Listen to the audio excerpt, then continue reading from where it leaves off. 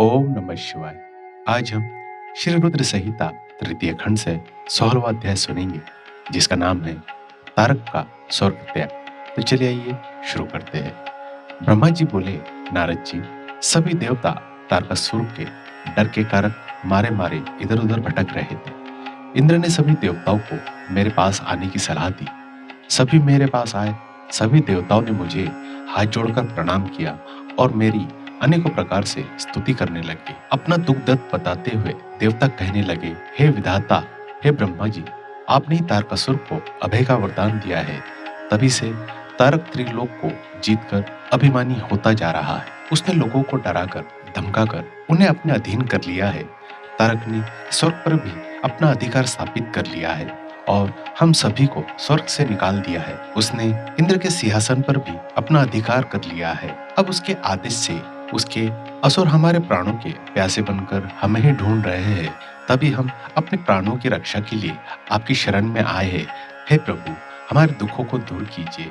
देवताओं के कष्टों को सुनकर मुझे बहुत दुख हुआ। मैंने उन्हें सांत्वना देते हुए कहा, मैं इस संबंध में कुछ भी नहीं कर सकता, क्योंकि तारकासुर के घोर तप से प्रसन्न होकर ही मैंने उसे अतुल्य बलशाली होने का वर प्रदान किया था। परंतु उसने मदान्ध होकर सभी देवताओं और मनुष्यों को प्रताड़ित किया है और उनकी संपत्ति पर जबरदस्ती अपना अधिकार कर लिया है।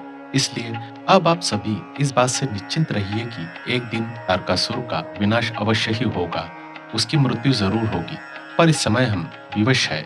इस समय तारक को मैं, विष्णु जी और शिव जी, इन तीनों में से कोई भी नहीं मार सकता, क्योंकि उसने मुझसे वर पाया है कि उसका वध शिव जी के वीर्य से उत्पन्न उनके पुत्र के द्वारा ही हो सकता है। इसलिए तुम सबको शिव जी के विवाह के पश्चात उनके पिता बनने तक प्रतीक्षा करनी पड़ेगी। प्रतीक्षा के अलावा अन्य कोई भी उपाय संभव नहीं है। यह सुनकर इंद्र सहित सभी देवता असमंजस में पड़ गए तथा पूछने लगे कि प्रभु, महादेव जी की प्रिय पत्नी सती ने तो अपना शरीर योगाग्नि में नष्ट कर दिया है। अब वे कैसे और किससे विवाह करेंगे और यह कैसे संभव होगा? तब मैंने उन्हें बताया कि प्रजापति दक्ष की पुत्री और त्रिलोकीनाथ शिव जी की प्राण वल्लभा सती हिमालय पत्नी मैना के गर्भ से जन्म लेकर बड़ी हो गई है। उनका नाम पार्वती है। पार्वती भगवान शिव की पत्नी बनने का गौरव प्राप्त करेगी। अतः अब तुम भगवान शिव के पास जाकर उन्हें विवाह के लिए राजी करने की कोशिश करो। शिव पार्वती का पुत्र ही तुम्हें तारकासुर के भय से मुक्त करा सकता है। अतएव तुम भगवान शिव से प्रार्थना करो कि वे पार्वती के साथ विवाह करने के लिए राजी हो जाए। इस बात को अच्छे से जान लो कि शिव पुत्र ही तुम्हारा उद्धार कर सकता है।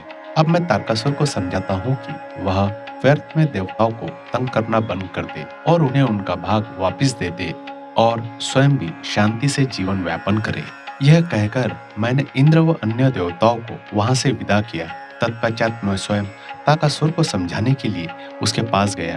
तारकासुर ने मुझे प्रणाम किया और मेरी स्तुति एवं वंदना करने लगा। मैंने तारकासुर से कहा, हे पुत्र तारक, मैंने तुम्हारी भक्ति भाव से की गई तपस्या से प्रसन्न होकर तुम्हें मनोवांछित वर प्रदान किए थे। वे वरदान मैंने खुशी से तुम्हारी बेहतरी के लिए दिए थे, परंतु तुम उन वरदानों का गलत उपयोग कर रहे हो। वर प्राप्त करने के उपरांत तुम अपनी सीमाओं को भूल गए हो। अनावश्यक अभिमान के नशे में चूर होकर तुम्हें यह भी याद नहीं रहा कि देवता सर्वथा पूजनीय और वंदनीय होते हैं। तुमने उन्हें भी कष्ट पहुंचाया है, साथ ही उन्हें स्वर्ग से निकालकर बेघर कर दिया है। तुम्हारे सहस्त्र सैनिक अभी भी देवताओं को मारने के लिए ढूंढ रहे हैं। तारकासुर स्वर्ग पर सिर्फ देवताओं का ही अधिकार है। वहां से उन्हें निकालने की तुम्हारी कैसे हिम्मत हुई? स्वर्ग का राज्य छोड़कर वापिस पृथ्वी पर लौट जाओ और वहीं पर शासन करो। यह मेरी आज्ञा है। तारकासुर को यह आदेश देकर मैं वहां से लौट आया। तत्पश्चात तारकासुर ने मेरी बात का सम्मान करते हुए स्वर्ग का राज्य छोड़ दिया। वह पृथ्वी पर आकर शोणित नामक नगर पर शासन करने लगा। मेरी आज्ञा पाकर देवताओं सहित देवेंद्र स्वर्गलोक को चले गए और पूर्व की भांति पुनः स्वर्ग का शासन करने लगे। और इसी के साथ श्री रुद्र संहिता तृतीय खंड 16वां अध्याय यहीं समाप्त होता है। इसके अगले एपिसोड में हम 17वां अध्याय सुनेंगे, जिसका नाम होगा कामदेव का शिव को मोहने के लिए प्रार्थना। मुझे आशा है कि आप अगला एपिसोड भी जरूर सुनेंगे। दोस्तों, अगर आपको यह जानकारी अच्छी लगी हो तो कृपया मेरे इस चैनल को सब्सक्राइब करें और शेयर करें। आपको यह जानकारी सुनने के लिए मैं दिल से धन्यवाद करता हूँ।